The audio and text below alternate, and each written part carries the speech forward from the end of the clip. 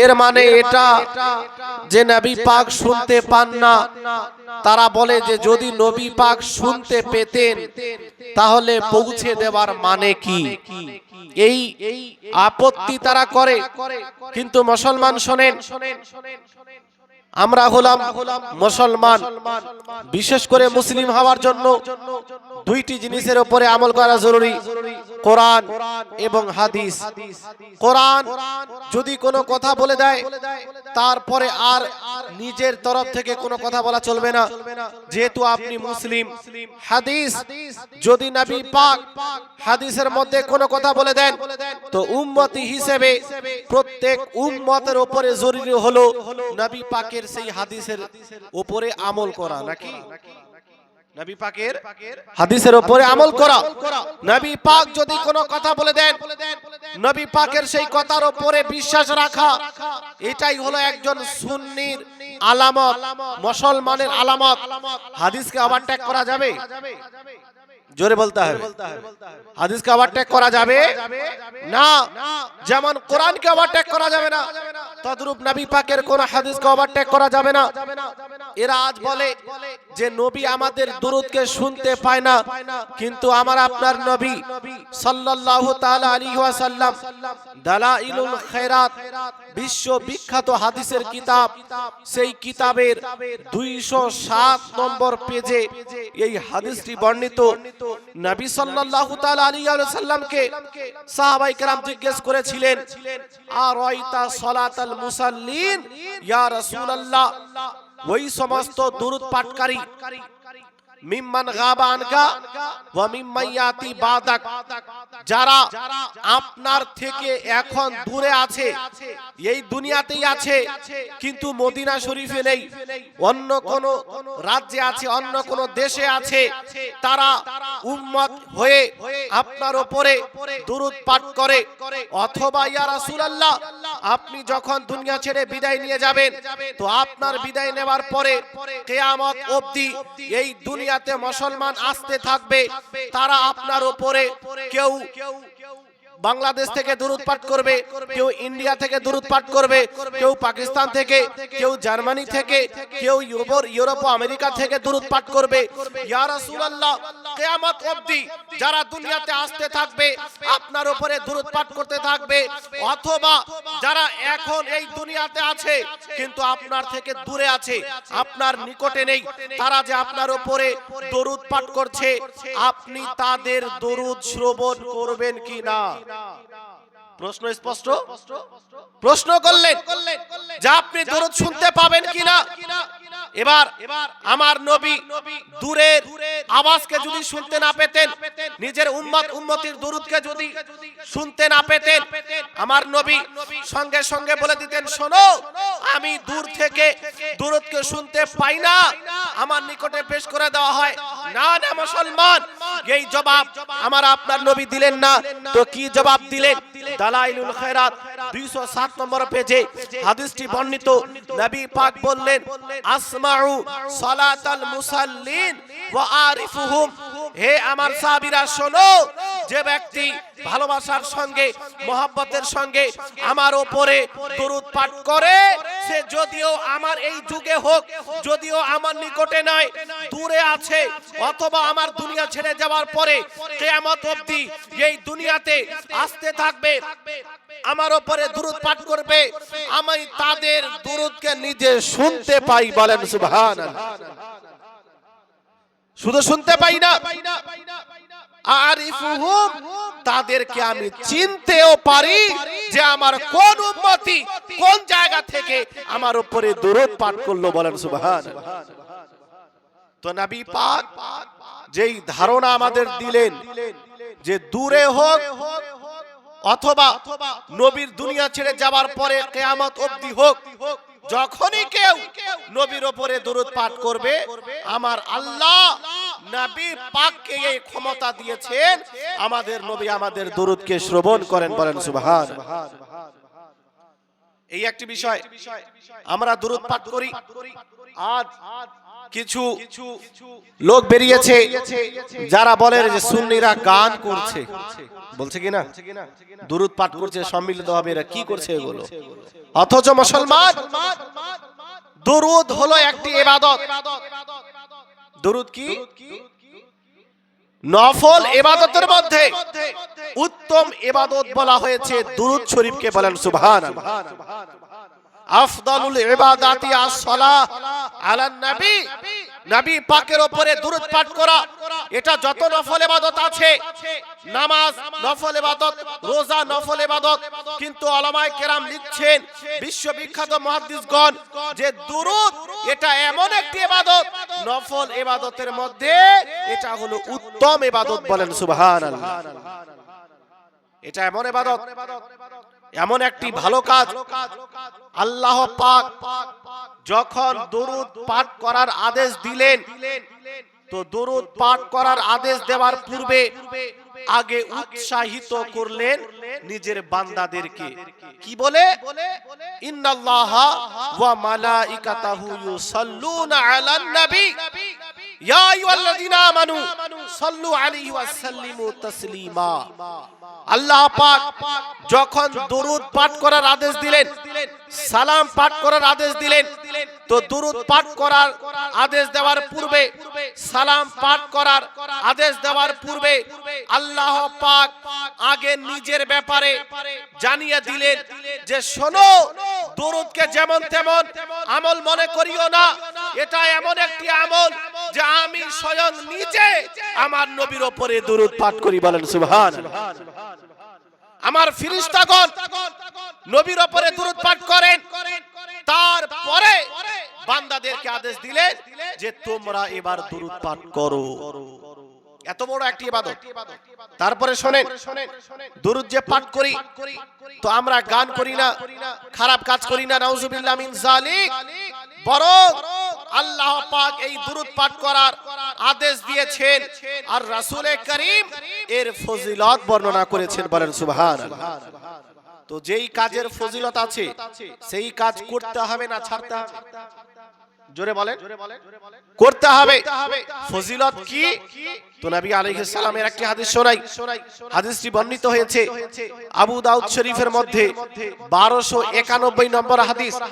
নবী সাল্লাল্লাহু আলাইহি ওয়াসাল্লাম বলেন, মান সাল্লা আলাইয়া সালাতান ওয়াহিদা সাল্লাল্লাহু আলাইহি আশারা সালাওয়াত। হে আমার উম্মত উম্মতিরা শোনো, যে ব্যক্তি আমার উপরে একবার দুরূদ পাঠ করে, আল্লাহ পাক তার উপরে 10টি রহমত অবতীর্ণ করেন। বলেন সুবহানাল্লাহ। শুধু তাই না, নবী পাক বললেন ওয়া হুত্তাত আনহু আশারু খাতিয়াত, আল্লাহ পাক তার সঙ্গে তার 10টি গুনাহকে ক্ষমা করে দেন। বলেন সুবহানাল্লাহ।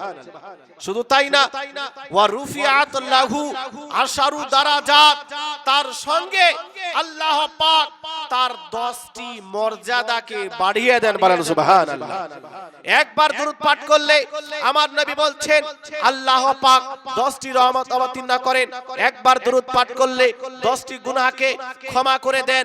একবার দুরূদ পাঠ করলে 10টি মর্যাদা আল্লাহ পাক বান্দাদের বাড়িয়ে দেন। বলেন সুবহানাল্লাহ।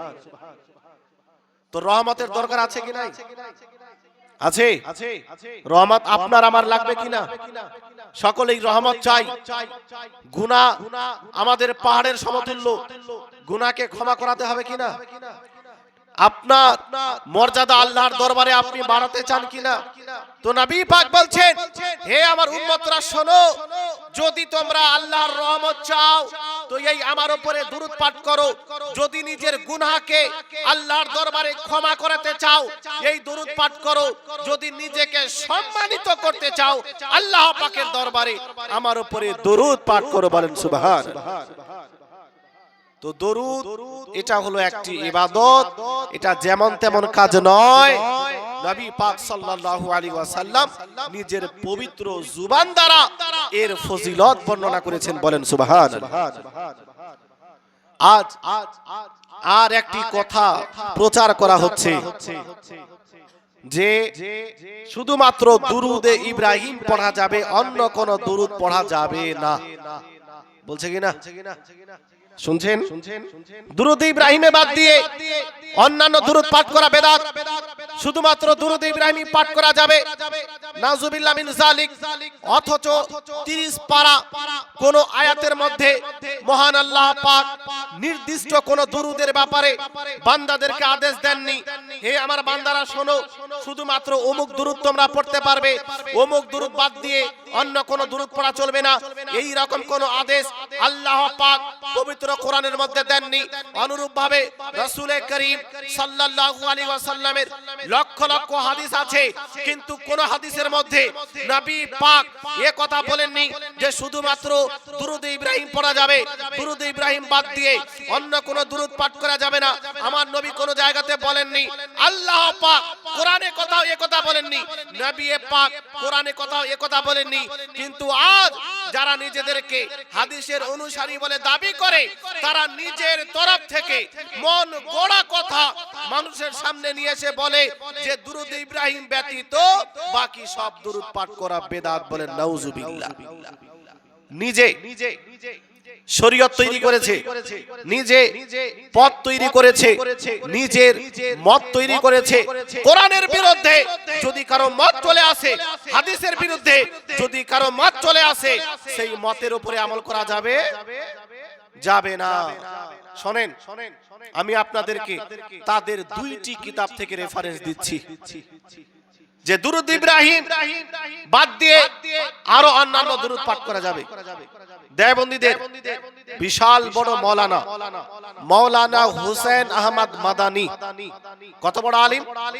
এত বড় আলিম যে এক সময় তিনি দারুল উলুম দেওবন্দের শেখুল হাদিস এবং প্রিন্সিপাল ছিলেন। দেওবন্দীদের গোটা বিশ্বে সবচাইতে বড় মাদ্রাসা, যত মাদ্রাসা আছে দেওবন্দীদের সব চাইতে বড় মাদ্রাসা হলো দারুল উলুম দেওবন্দ।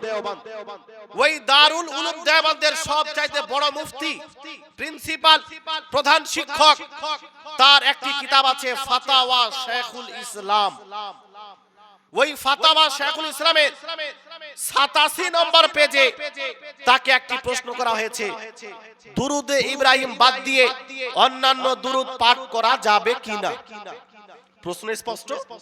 তাদেরকে প্রশ্ন করা হয়েছে, আমাদের দারুল ইফতা নয়, বেরেলির দারুল ইফতা নয়, আল জামিয়াতুল আশরাফিয়া মোবারকপুরের দারুল ইফতা নয়, জামিয়া আমজাদিয়ার দারুল ইফতা নয়, কাটরার কোন দারুল ইফতা নয়, কালিয়াচকের দারুল ইফতা নয়, দারুল উলুম দেওবন্দের দারুল ইফতা।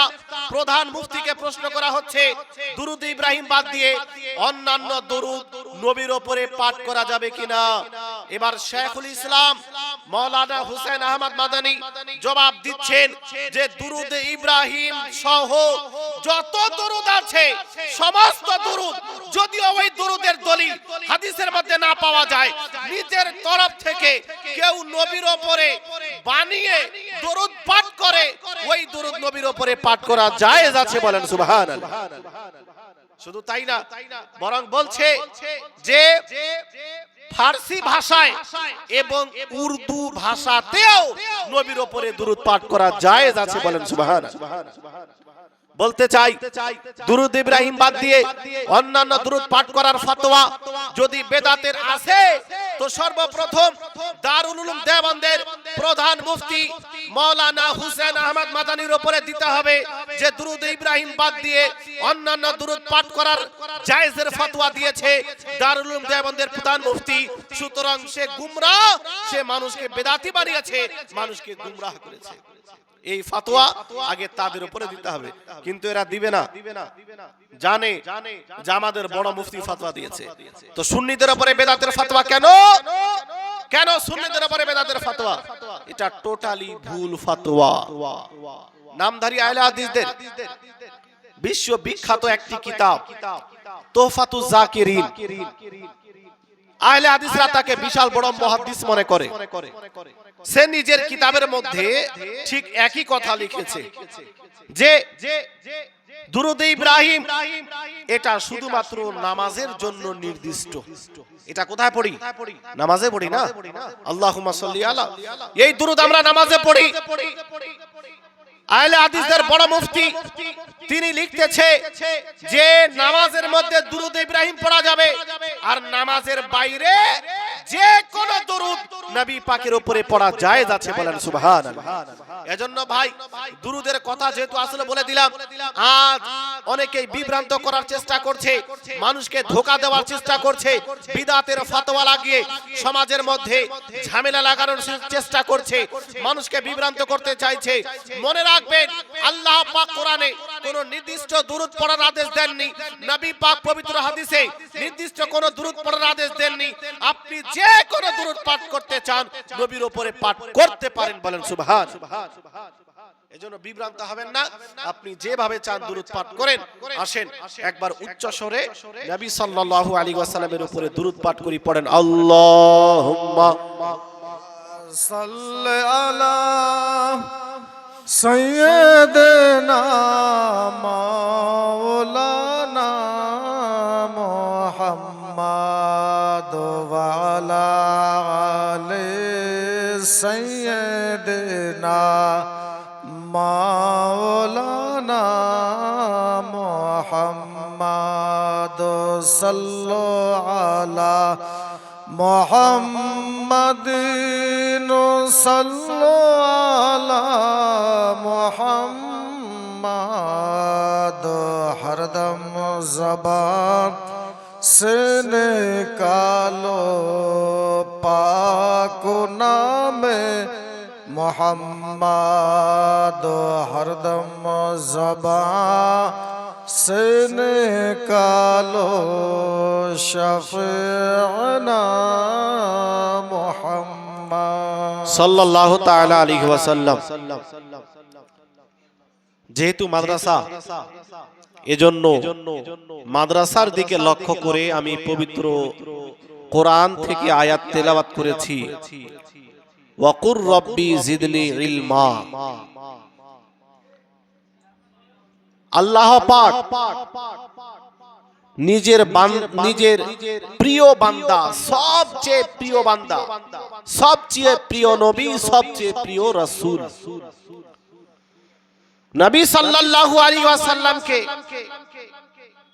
একটি জিনিসের বৃদ্ধির দোয়া চাওয়ার আদেশ দিলেন যে অমুক জিনিসটি যেন আমার কাছে খুব বেশি বেশি করে থাকে, খুব বেশি যেন ওই জিনিস থাকে। আজ আমরা বেশি যেটা চাই সেটা হয়তো এটা যে আমরা যেন বেশি দিন দুনিয়াতে বেঁচে থাকতে পারি, নাকি তাড়াতাড়ি যেতে চান? গুনাহগার হলেও আমি যেন 100 বছর বাঁচি কমপক্ষে। বেশি আমরা যেটা চাই সেটা হলো ধন সম্পত্তি। সম্পত্তি যেন আমার কাছে বেশি থাকে। বেশি মানুষ শক্তি চায়, পাওয়ার চায়, ক্ষমতা চায়, টাকা চায়। কিন্তু আল্লাহ পাক যখন নিজের নবীকে দোয়া করার আদেশ দিলেন আর বললেন যে দোয়ার মধ্যে এমন জিনিস চাও যেটা তোমার কাছে বেশি বেশি করে থাকবে, তো সেটা আয়ু ছিল না, সেটা ধন সম্পত্তি ছিল না, বরং আল্লাহ পাক বললেন হে রাসূল আপনি দোয়া করুন ওয়াকুর রব্বি জিদনি ইলমা, হে আল্লাহ আমার জ্ঞানকে বৃদ্ধি করে দাও। বলেন সুবহানাল্লাহ। কোন জিনিস? জ্ঞান, ইলম, এডুকেশন, শিক্ষা এমন একটি জিনিস যেই জিনিসের বৃদ্ধির দোয়া পবিত্র কোরআনের মধ্যে আছে। নবী পাককে আদেশ দেওয়া হচ্ছে হে রাসূল আপনি আমার দরবারে দোয়া চান, আমি যেন আপনাকে বেশি বেশি করে জ্ঞান দিই, শিক্ষা দিই। বলেন সুবহানাল্লাহ। অথচ আমরা বর্তমান সময়ে ভারতবর্ষের মাটিতে সবচেয়ে বেশি শিক্ষার দিক থেকে পেছনে, সবচেয়ে বেশি। আমাদের মধ্যে এত শিক্ষার হার কম যে অমুসলিমদের মধ্যে যে সমস্ত সম্প্রদায়কে নিচু জাত মনে করা হয়, আমাদের মুসলিমদের মধ্যে উঁচু নিচু জাত বলতে কিছু নেই। পবিত্র মসজিদে যেই জায়গাতে একজন আল্লাহর ওয়ালির দাঁড়ানোর অধিকার আছে, ঠিক সেম জায়গাতে অন্য টাইমে একজন সবচেয়ে গরিব ব্যক্তির দাঁড়ানোর অধিকার আছে। বলেন সুবহানাল্লাহ। কোন পীর, কোন শেখ, কোন কোটিপতি যদি ইমাম সাহেবের পেছনে জোহরের সময় দাঁড়িয়ে যায়, আসরের সময় যদি ওই গ্রামের সবচেয়ে গরিব মানুষ এসে দাঁড়ায়, কারো ক্ষমতা আছে তাকে সরিয়ে দেওয়া? ক্ষমতা নাই। ইসলাম এমন একটি ধর্ম সমান করে রেখেছে সবাইকে। ধন সম্পত্তির কারণে কেউ বড় হতে পারবে না, বরং আল্লাহর দরবারে সম্মানিত সেই ব্যক্তি যে যত বেশি পরহেজগার। বলেন সুবহানাল্লাহ। পরহেজগার, আল্লাহর ইবাদত বন্দেগী যে যত বেশি করবে, টাকার সঙ্গে কোনো সম্পর্ক নেই, ধন সম্পত্তির সঙ্গে তার কোনো সম্পর্ক নেই, যে যত বেশি ইবাদত গুজার আল্লাহ পাকের দরবারে সে তত প্রিয়। বলেন সুবহানাল্লাহ। আমাদের মধ্যে জাত পাত বলতে কিছু নেই, কিন্তু অমুসলিমদের মধ্যে অনেক জাত আছে।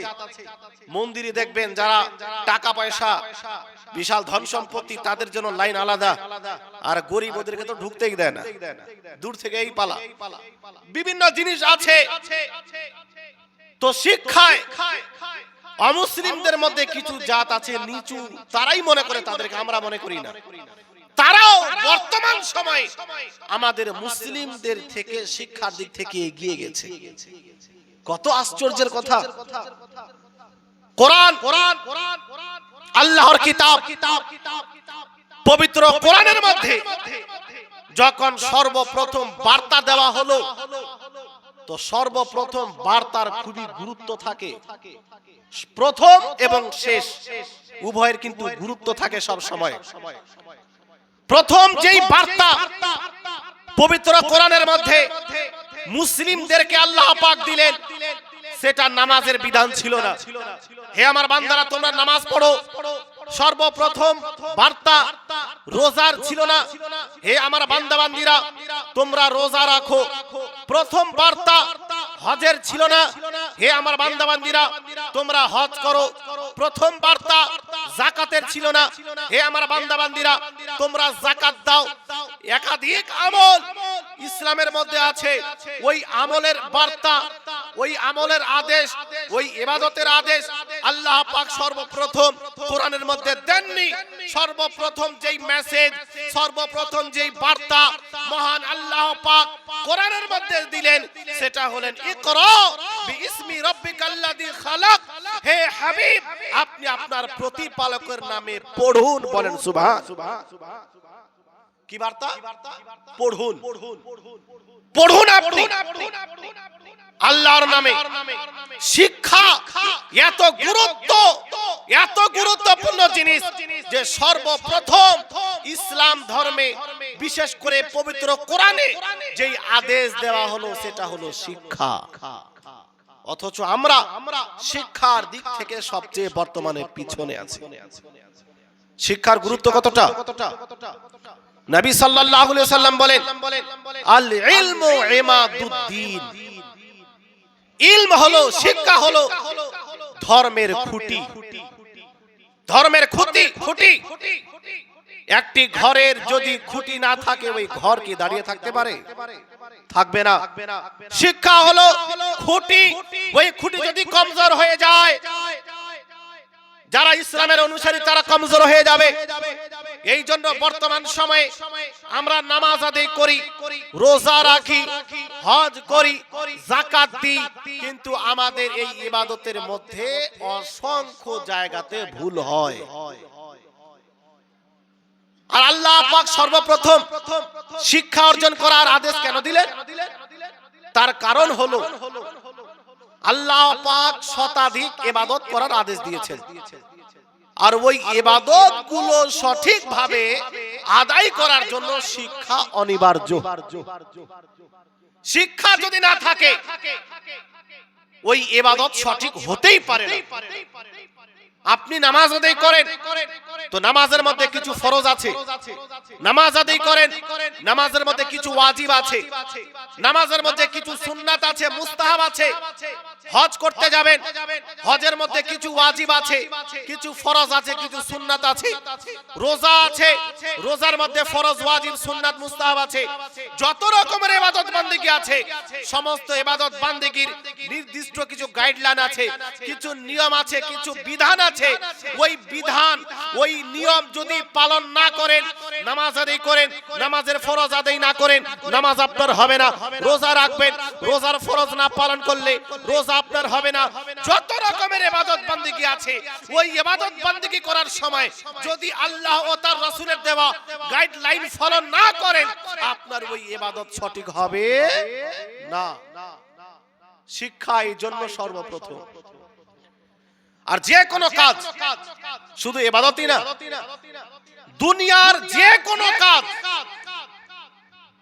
শিক্ষাবিহীন সঠিক হতে পারে না। আপনি রাজমিস্ত্রি কাজ করেন, কারো কাছে শিখেছেন? একজন লেবারকে দুদিন আসার পরে তাকে দিয়ে দেওয়া হয় গাথার জন্য? দেওয়া হয় না, শিক্ষা অর্জন করতে হয়। একজন ডাক্তার আগে শিক্ষা অর্জন করে তারপরে ঔষধ দেয়। একজন মাস্টার আগে নিজে শিক্ষা অর্জন করে তারপরে কাউকে শিক্ষা দেয়। দুনিয়ার যে কোনো কাজ হোক না কেন, ওই কাজ সঠিকভাবে করার জন্য, পরিপূর্ণভাবে ওই কাজ সাকসেসফুল হওয়ার জন্য শিক্ষা অনিবার্য। শিক্ষা বাদ দিয়ে দুনিয়ার কোন কাজ, সেটা পার্থিব হোক বা দ্বীনি হোক, ইসলামী হোক বা দুনিয়াবী কাজ হোক, শিক্ষা ছাড়া ওই কাজ সঠিক হতে পারে না। এজন্য শিক্ষা এটা অনিবার্য। কিন্তু আফসোস, বর্তমান সময়ে আমরা যেমন ইসলামী শিক্ষা থেকে দূরে, তদ্রূপ ভাবে পার্থিব শিক্ষা থেকেও অনেকটা দূরে। পার্থিব শিক্ষা অনেক দূরে আমরা পড়াশোনা করি না। এই জন্য আমাদের মুসলিম কমিউনিটি থেকে আইপিএস অফিসার খুব কম পাবেন, এসপি খুব কম পাবেন, ডিএসপি খুব কম পাবেন। যত উঁচু উঁচু পদ আছে সেই জায়গাতে মুসলিমের সংখ্যা, যতটা মুসলিম জনসংখ্যা আছে ভারতবর্ষে, তার চাইতে হাজার গুণ কম এই সমস্ত উঁচু পদগুলোতে।